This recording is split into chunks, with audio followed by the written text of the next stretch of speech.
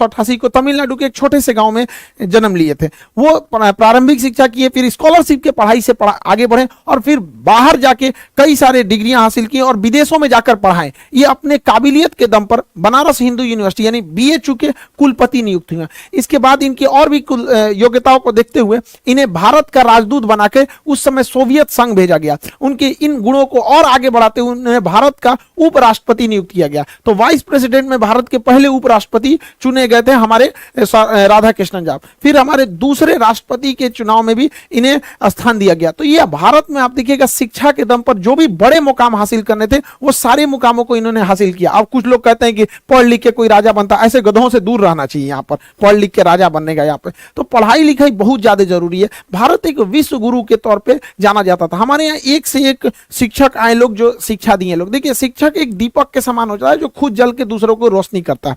शिक्षक का काम होता है दूसरों को मार्गदर्शित देना। वो अपने शिक्षक और सड़क खुद अपने जगह पे रहते हैं, दूसरों को मंजिल तक पहुंचाते हैं।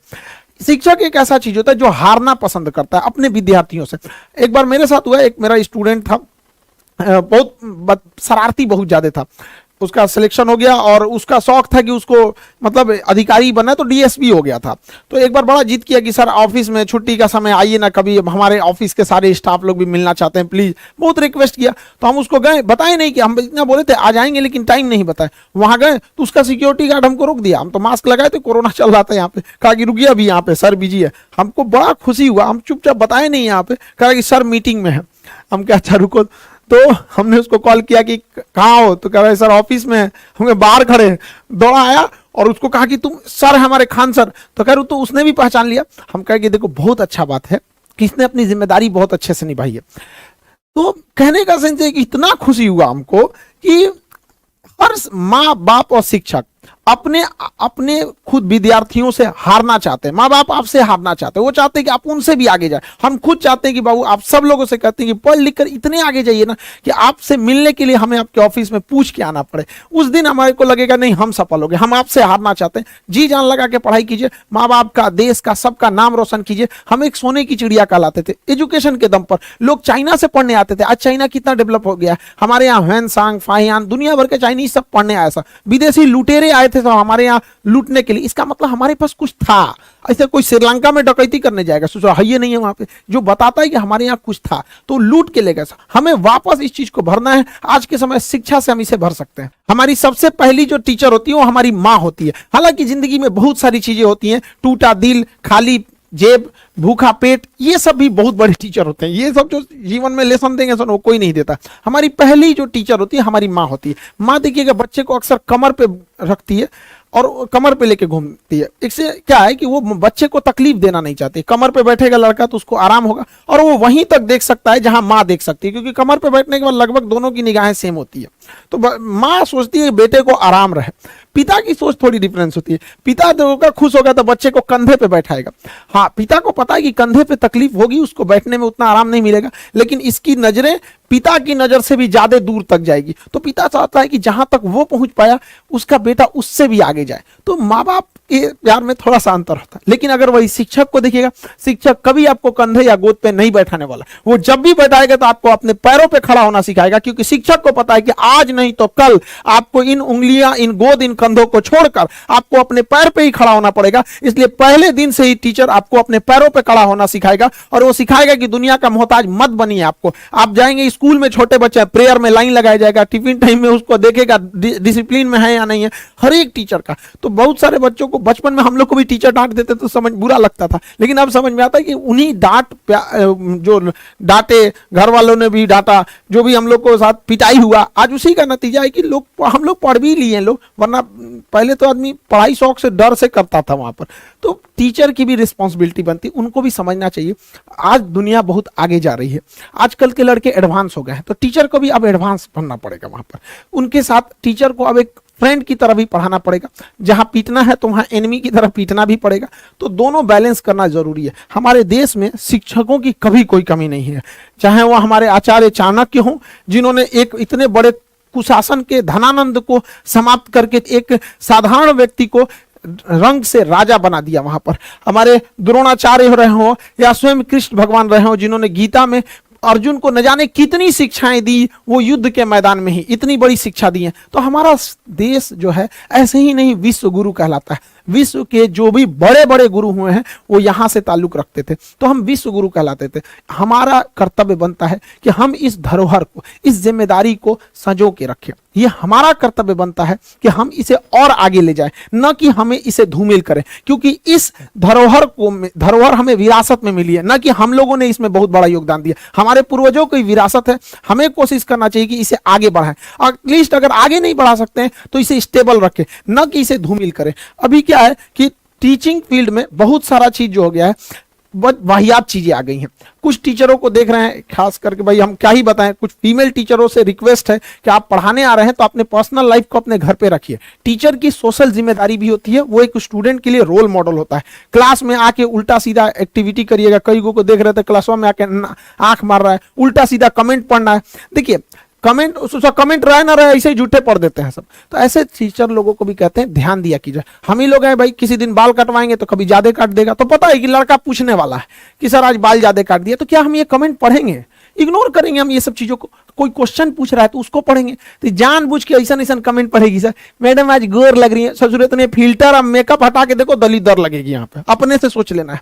तो देखिए हम किसी से, हमारा कोई द्वेष नहीं है, बस हम इतना कहना चाहते हैं कि हमारे देश की जो संस्कृति है, जो हमारे देश की विरासत है, उसे खिलवाड़ करने का अधिकार किसी को नहीं है। अगर कोई उससे खिलवाड़ करेगा तो हम उसका विरोध करेंगे। हम हाथ जोड़ के विनती करते हैं कि हमारे देश की जो धरोहर है उसे बचा के रखिए। हमारा देश विश्व गुरु के नाम से जाना जाता है। इस धरोहर, इस संस्कृति को बचा के रखिए। यह भी आपकी एक देशभक्ति है, इसे बचा के रखना है। जिसको बहुत ज्यादा शौक है इंग्लैंड चल जाए ना, वहां जैसे मन वैसे पढ़ाना है पढ़ाओ, जो मन पहन के पढ़ाना है पढ़ाओ यहाँ पर, लेकिन हमारे देश की जो धरोहर, जो संस्कृति है, उसे बचा के रखिए। हम प्रेम से समझा रहे हैं, वरना फिर लड़का आप लोग को उल्टा सीधा सुनाएगा तो आप कहिएगा लड़का बोलते हैं सब। इस टीचर के अंदर ये समझ होनी चाहिए कि हमें किस तरह के भाषा का प्रयोग करना है, या फिर किस तरह के कमेंट्स को पढ़ना है, कैसे कपड़े पहनने, अब ये सब समझाने की चीजें हमारे यहाँ। टीचर की पहचान उसके पढ़ाने से होनी चाहिए। जैसे हमारे संदीप माहेश्वरी सर, इनकी पहचान क्या है?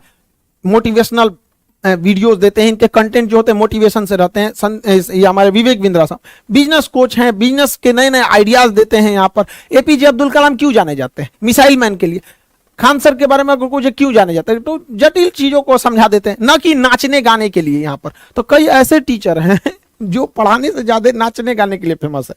तो प्लीज आप लोगों से हाथ जोड़ के विनम्र विनती करते हैं कि आप ध्यान दीजिए। समाज का एक आप रोल मॉडल हैं, आपको समाज के हिसाब से चलना पड़े। देश ने इतना बड़ा धरोहर दिया है। भारत में जितना शिक्षकों का कदर होता है ना, उतना विश्व में कहीं नहीं होता है। आपको विश्वास नहीं होगा, चलिएगा अमेरिका में, एक के रेस्टोरेंट में टीचर चाय पी रहा है, वहीं में कोनो लड़का अपनी गर्लफ्रेंड को लेकर आके चाय पी रहा है। हमारे यहाँ आज भी संस्कार जितना टीचरों को दिया जाता है, हमारे यहाँ कहा जाता है गुरु गोविंदो पाकरो काको लागो पाए, बलिहारी गुरु आपने गोविंद दियो बताए। हमारे यहाँ भगवान से बड़ा दर्जा दे रहा है। तो आप इसको समझिए। भगवान लोग को भी देखते हैं कैसे रहते हैं, तो इस चीज को प्लीज समझिए। हम ये क्यों कर रहे हैं? ये एक हमारी विरासत है, इसे बचा के रखना हम सबका सामूहिक जिम्मेदारी है।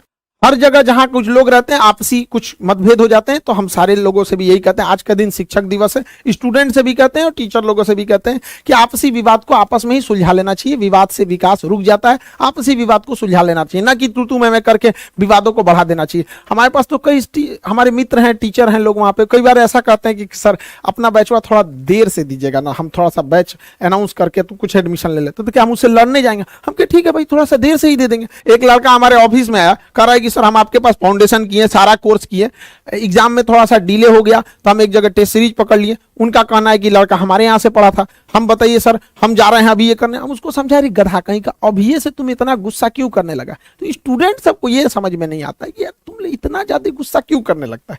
कोई को भी गुस्सा हमेशा मूर्खता से प्रारंभ होता है और पश्चाताप पे आरंभ होता है। कभी गुस्सा नहीं कीजिए, कभी किसी की बुराई नहीं कीजिए, अपने काम पे फोकस कीजिए। जब हम YouTube स्टार्ट किए थे तो हमको मतलब कुछ खास आइडिया नहीं था, लेकिन YouTube का आप मेरा फर्स्ट वीडियो भी देखेंगे तो हम जय हिंद बोल के आते हैं, पढ़ाते हैं और जय हिंद बोल के चले जाते हैं। ना ही कभी कोई इधर उधर किसी कभी नहीं कहें कि वो अच्छा खराब है ये सही है, ऐसा कभी नहीं किए हैं आप। और आज हमको भी बहुत खुशी होती है कि भारत जो विश्व गुरु के नाम से जाना जाता था, आज दुनिया में सबसे बड़ा एजुकेशन चैनल जो है वो खान जीएस रिसर्च सेंटर। ये आप लोग की बदौलत है, इसमें हमारा कोई अहंकार नहीं है, ये आप लोग के, आप नहीं रहते तो कभी नहीं हो सकता था ये चीज। तो ये भी हमारे हम सब के प्रति एक देश की भी जिम्मेदारी होती है कि देश को कैसे आगे ले जाया जाए, तो हम सब की सामूहिक जिम्मेदारी होती है। अभी देश में एक बहुत बड़ी समस्या आ गई है नशा की, गलत ड्रग्स में, शराब में, ऐसे में सारे लड़के उलझते जा रहे हैं, यंग एज बर्बाद हो रहा है। तो गार्जियन की ये जिम्मेदारी बनती है अपने बच्चे को बचाइए। संगति से बहुत बुरा असर पड़ता है। आपका बच्चा अगर खाली है तो खाली समय में कहीं ना कहीं वो उल्टा सीधे चीजों में इंगेज हो जाएगा, तो उसे कुछ ना कुछ चीजों में उलझा के रखिए, कुछ स्पोर्ट्स में, कैसे भी काम में उलझा के रखिए। देखिए वो अकेलेपन, या कुछ गांव में देखिएगा, हर गांव या जगह में कुछ ऐसा शांत एरिया होगा जहां पे सब जाके वहीं पे सिगरेट उगरेट पीते होंगे, तो ऐसे चीजों से बचाइए। सरकार भी इसकी कोशिश करती है, लेकिन ये सारी चीजें घर से पाबंदी लगनी चाहिए। हमेशा नशा की शुरुआत कैसे होती है? दोस्तों से। दोस्त क्या करेंगे? किसी पार्टी फंक्शन या त्योहार में पहले आपको ओकेजनली पिलाएंगे, आपको कुछ शराब पिलाएंगे, कुछ नशा कराएंगे, तो धीरे धीरे आप शौकिया किए, शौक के बाद वो आपका हैबिट हो जाएगा। अरे चलो ना संडे को ले लेते हैं, ये कर देते हैं। हैबिट के बाद अब आप उसके एडिक्ट हो जाते हैं। जब आप एडिक्ट हो जाते हैं तो फिर आपको चाहिए ही चाहिए। एडिक्ट होने के बाद और आप नशा करने लगते हैं, तो फिर वो आप उस नशा के डिपेंडेंट हो जाते हैं कि अब आप उसके बिना नहीं रह सकते। और उसके बाद जब डिपेंडेंट हो जाएंगे तो फिर आप उसके लिए, आप उसके बिना नहीं रह पाएंगे, फिर आप नशा के ऐसे मकड़ जाल में फंस गए जहां से कहीं नहीं निकल सकते। सरकार इसके लिए एक भारी भरकम डिपार्टमेंट बनाया है, एनसीबी, नारकोटिक्स कंट्रोल ब्यूरो। ये हर जगह कहीं कहीं छापे मार के पकड़ते रहता है, लेकिन ये लोग कितना, इन लोग की भी अपनी एक लिमिटेशन है। हमारे जो बिहार झारखंड का एनसीबी है, तो यहाँ के जो डायरेक्टर हैं वो कुमार मनीष जी हैं, इन्होंने भी काफी हमसे कहा कि सर आप भी अपने बच्चों को बताइए कि नशा से मुक्ति रहें, तो इन्होंने भी काफी प्रयास किया है यहाँ पे। Say no to drug, yes to life. नशीले पदार्थ जितना भी है इन सबको नो बोलिए और लाइफ को यस बोलिए। इससे क्या है ना कि जब आप नशा करते हैं ना, तो आप उस नशे के आदी हो जाते हैं। फिर आपका दिमाग जब तक वो नशा नहीं करेगा वो काम नहीं करेगा। बिना नशा किए भी इंसान उतना ही काम कर सकता है जितना नशा किया हुआ इंसान करता है। पैसा से लेके हर चीज बर्बाद हो रहा है, और एक बार आप इस फील्ड में चले गए तो आपको वापस नहीं ला सकते हैं। जो दोस्त आपको कहते हैं ना कि दोस्ती के लिए शराब पी लो, उन्हीं से कहिए कि दोस्ती के लिए शराब छोड़ दो।